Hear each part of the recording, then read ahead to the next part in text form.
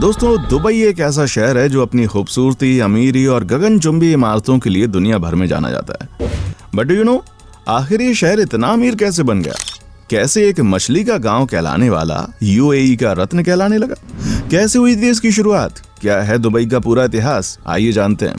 लेकिन दोस्तों, उससे पहले यदि चैनल पर फर्स्ट टाइम आए हैं तो जल्दी से चैनल को सब्सक्राइब कर लें। दुबई एक ऐसा शहर जिसे सपनों का शहर कहा जाए तो गलत नहीं होगा। ये शहर खुद में एक अलग दुनिया है। अपनी खूबसूरती से दुनिया भर में मशहूर दुबई बच्चों से लेकर बड़ों तक का सबका मन मोह लेता है। जब भी बात दुबई की आती है तो लोगों के दिमाग में यहाँ की गगनचुंबी इमारतें घूमने लगती हैं, जो शायद और किसी शहर में देखने को ना मिले।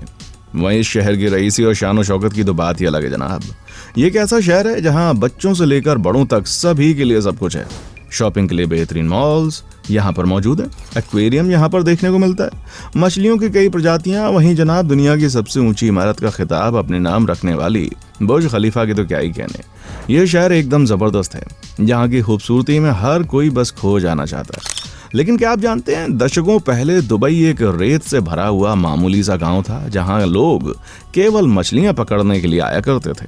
शायद आपको इस बात पर विश्वास ना हो, आज जो दुबई पूरी दुनिया में अपनी ऊंची ऊंची गगनचुंबी इमारतों के लिए जाना जाता है, अपनी बेशुमार धन दौलत और रईसी के लिए जाना जाता है, सालों पहले यहाँ दूर दूर तक कुछ नहीं था तो केवल सिर्फ और सिर्फ रेत का रेगिस्तान, जहाँ विदेशी तो क्या, स्थानीय लोगों को भी रहने में तमाम दिक्कतें आती थी।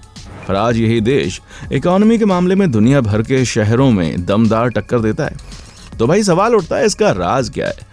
अचानक से दुबई के हाथों में ऐसा कौन सा कुबेर का खजाना लग गया जिससे आज इतना अमीर हो गया? तो इस सवाल के जवाब में कई लोगों का कहना होता है कि दुबई को अलग दुनिया बनाने का श्रेय सिर्फ तेल के कुओं को जाता है। पर यह सच नहीं है दोस्तों। दुबई को दुनिया की एक शानदार डेस्टिनेशन बनाने का सफर काफी लंबा है, जिसे जानने के लिए हमें दुबई के इतिहास को जानना होगा। इसे अस्तित्व में लाने वाले दुबई के हीरो को जानना होगा। तो चलिए शुरुआत करते हैं बिल्कुल शुरू से। तो दोस्तों, इस कहानी की शुरुआत होती है साल 1833 से। ये वो समय था जब दुबई एक ऐसी जगह थी जहां दूर दूर तक इंसान नहीं बल्कि रेत से भरा रेगिस्तान और दूर दूर तक धूल के सिवा कुछ नजर नहीं आता था। लेकिन इस दौरान यहां से लगभग 800 लोगों का गुजरना हुआ, जिन्होंने दुबई से होकर बहने वाली खाड़ी के किनारे बंदरगाह के आसपास अपनी एक बस्ती बसा ली। वे सभी लोग बानी यस जनजाति से थे, जिन्हें प्राकृतिक बंदरगाह की जगह काफी पसंद आई, इसलिए उन्होंने यहीं बसने का फैसला किया। हर जगह रेत से भरा ये शहर उस वक्त अबू धाबी के कंट्रोल में था। आपको बता दें, उस वक्त दुबई मछलियों का एक गांव कहलाता था। यहाँ बसे लोगों ने इस जगह को मछली पकड़ने और मोती निकालने के केंद्र में बदल दिया। खैर, समय बदला और 1894 आते आते दुबई में व्यापारियों ने भी यहीं पर बसना शुरू कर दिया, और इसकी वजह था व्यापारियों पर लगने वाला टैक्स, जो कि बहुत कम था। लेकिन फिर भी दुबई को मछलियों के गांव के रूप में जाना जाता था, क्योंकि यहाँ इसके अलावा और कोई खास काम नहीं होता था। इस तरह यहाँ लोगों का आना बसना शुरू हुआ। यहाँ पर किसी तरह का कोई विकास नहीं था। लोगों के पास केवल मछलियों को पकड़ना और मोती निकालने जैसे काम होते थे। फिर आया साल 1912, जब दुबई की रूलरशिप को संभालने का ओहदा दिया गया एक ऐसी शख्सियत को जिसे आज दुबई के फाउंडर के रूप में जाना जाता है। पर ये कौन थे? कैसे इन्होंने दुबई की सूरत और सीरत दोनों बदली? चलिए जानते हैं। उससे पहले अगर आपने हमारी वीडियो को अब तक लाइक नहीं किया तो जल्दी से लाइक कर दें, और चैनल पर नए हैं तो सब्सक्राइब कर लें। साल 1912 में ये वो समय था जब दुबई की कमान शेख सईद बिन मखदूम बिन हशर अल मखदूम के हाथों में आई। शेख सईद बिन मखदूम को ही दुबई का फाउंडर माना जाता है। शेख सईद 1912 से लेकर 1958 में अपनी मृत्यु तक दुबई में लंबे समय तक शासन करने वाले शासक रहे। उस वक्त भी दुबई में पर्ल इंडस्ट्री यानी मोती ढूंढने का काम पीक पर था। पर्ल इंडस्ट्री ही दुबई की इकोनॉमी को आगे बढ़ाने में योगदान दे रही थी। पर अब तक दुबई एक ऐसा शहर का रूप नहीं ले पाया था कि उसे गांव के रूप में देखा जाता।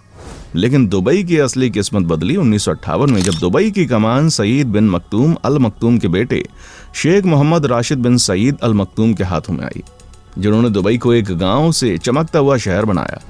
असल में 1959 के दौरान राशिद यूरोप गए, जहां के इंफ्रास्ट्रक्चर से बड़े खुश हुए। वहां से वापस लौटते ही राशिद ने फैसला किया कि अब वो दुबई को ट्रेडिंग, ट्रांसपोर्ट और फाइनेंस का हब बनाएंगी, जो दुनिया भर में मशहूर होगा। असल में दुबई पर्शियन गल्फ में है, जो ईरान, इराक, सऊदी अरब और कतर के बीच में। वहीं ये जो रूट है वो एशिया, अफ्रीका, यूरोप को भी कनेक्ट करता है। यानी लोकेशन वाइज दुबई काफी बेहतरीन था। अब शेख राशिद के पास नेचुरल दुबई यानी खाड़ी तो थी, जहां छोटी छोटी नाव आती थी, लेकिन खाड़ी छोटी होने के चलते यहां बड़े शिप्स नहीं आ पाते थे। यहाँ शेख राशिद ने एक बहुत बड़ा फैसला किया। फैसला था खाड़ी को और गहरा और चौड़ा करने का। जिसके लिए शेख राशिद ने जितना पैसा था वो सब लगा दिया, लोन भी लिया।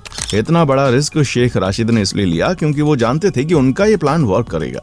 फिर भी उन्हें काफी सुनना पड़ा कि ये पैसा शेख राशिद बर्बाद कर रहे हैं, लेकिन शेख राशिद का ये प्लान सक्सेसफुल रहा, जिसके चलते दुबई में बड़े बड़े शिप्स आने लग गए। यहाँ से दुबई की किस्मत बदलनी शुरू हुई। लेकिन शेख राशिद अभी रुकने वाले नहीं थे। उन्होंने दुबई के इंफ्रास्ट्रक्चर पर बहुत ध्यान लगाया और पैसा लगाया।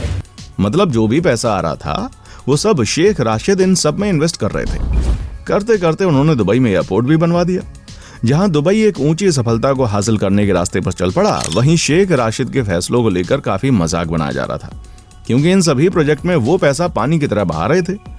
लोगों का कहना था कि दुबई को एक मॉडर्न सिटी बनाने के चक्कर में शेख राशिद पैसों को जाया कर रहे हैं, उनका मकसद कभी पूरा नहीं हो पाएगा। लेकिन शेख राशिद ने किसी की भी बातों की परवाह नहीं की। हालांकि ये बात उनको भी काफी सता रही थी, पर उन्होंने इस बात की चिंता किए बिना लगातार दुबई में इंफ्रास्ट्रक्चर को बढ़ावा दिया। इस तरह साल आया 1966, जब दुबई के लिए एक बहुत बड़ी खुशखबरी आई, और खुशखबरी थी दुबई में से निकलने वाला तेल।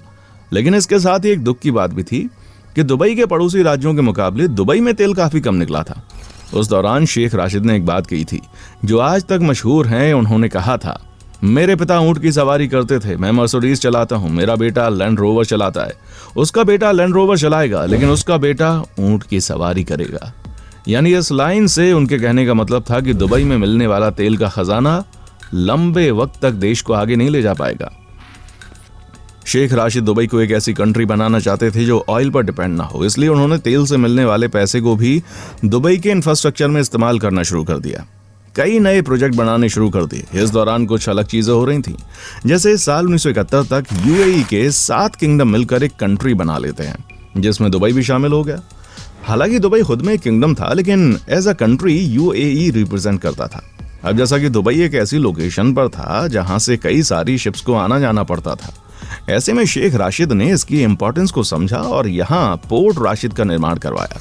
क्योंकि जब भी कोर्ट शिप एक पोर्ट पर रुकती है तो बड़े लेवल पर कमर्शियल एक्टिविटी होती है, पर जब भी शिप्स एक जगह से दूसरी जगह जाते हैं तो फ्यूल फिलिंग के लिए, लोडिंग अनलोडिंग के लिए, ऐसे बहुत से कामों के लिए पोर्ट की जरूरत पड़ती है।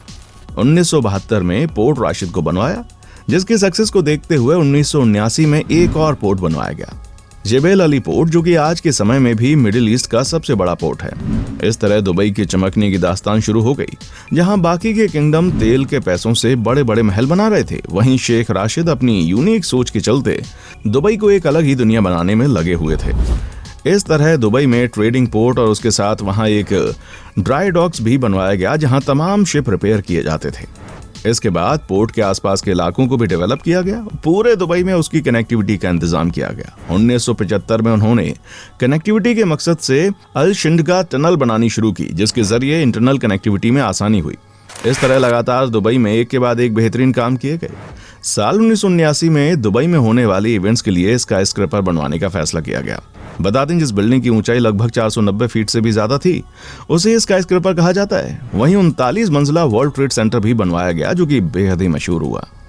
साल 1985 में दुबई में एयरलाइन की शुरुआत की गई, जिसका नाम रखा गया एयर एमिरेट्स, जिसने बाकी एयरलाइन को काफी पीछे छोड़ दिया, क्योंकि दुबई सरकार की तरफ से एयर एमिरेट्स को ग्रो करने के लिए अलग से पैसे दिए जाते थे, टैक्स भी नहीं लिया जाता था। वहीं शेख राशिद ने दुबई को एक टूरिस्ट डेस्टिनेशन बनाने की मुहिम चालू कर दी, जिससे देश विदेश से लोग यहां पर आए तो काफी कंफर्टेबल फील करें। इसलिए दुबई में कई सारे लग्जूरियस होटल बनाए गए। वहीं देश विदेशों के लोगों का आकर्षण का केंद्र बनने के लिए दुबई में ग्लैमर को जोड़ा गया, यानी जो भी चीजें दुनिया में फेमस थीं, उन्हें बड़े लेवल पर दुबई में किया गया। साल 1999 में दुबई में बुर्ज अल अरब होटल बनवाया गया, जो उस समय दुनिया का सबसे टॉलेस्ट होटल था, जिसे एक आर्टिफिशियल आइलैंड में बनवाया गया था। लेकिन इस दौरान शेख राशिद की डेथ हो गई, जिसके बाद उनके बेटे शेख मखदूम बिन राशिद अल मखदूम किंग बने, जिन्होंने अपने फादर के सपने को और तेजी से आगे बढ़ाया और बुर्ज अल अरब होटल की ओपनिंग भी करवाई, जो एक 7 स्टार होटल था, जिसमें गेस्ट के लिए प्राइवेट बीच, खुद का सेपरेट हेलीपैड भी था। शेख मोहम्मद जानते थे कि अगर किसी भी सिटी को आगे बढ़ना है तो बड़े प्रोजेक्ट के साथ साथ आगे बढ़ना होगा। इस सोच के साथ रेत में जहां एक कमरा बनवाना मुश्किल हो जाता है, वहां दुनिया भर के आर्किटेक्ट को बुलाकर रेत में बिल्डिंग की लाइन लगा दी। समुद्र के अंदर मिट्टी भरकर उसमें सिटी खड़ी कर दी। जो सोचा नहीं जा सकता था वो सब दुबई में किया गया। दुबई के रेगिस्तान में मल्टीपल आइलैंड्स बनवाए गए। आज दुबई पूरी दुनिया में एक अलग ही मुकाम रखता है। आज इसे यूएई के चमकते हुए रत्न के रूप में देखा जाता है। दुबई अपने पड़ोसियों के opposite trade, transportation, tourism and technology industries से अपनी इकोनॉमी चलाता है। ऑयल भी है, लेकिन दुबई की डिपेंडेंसी ऑयल पर नहीं टिकी है। उम्मीद है आप दुबई के इतिहास से परिचित हो गए होंगे और जान गए होंगे दुबई कैसे इतना अमीर बना। वीडियो कैसी लगी कमेंट करके बताएं। वीडियो को लाइक और शेयर करें, साथ ही चैनल को सब्सक्राइब करके बेल आइकन प्रेस करना ना भूलें। जल्दी मुलाकात होगी अगले वीडियो में। देखने के लिए शुक्रिया।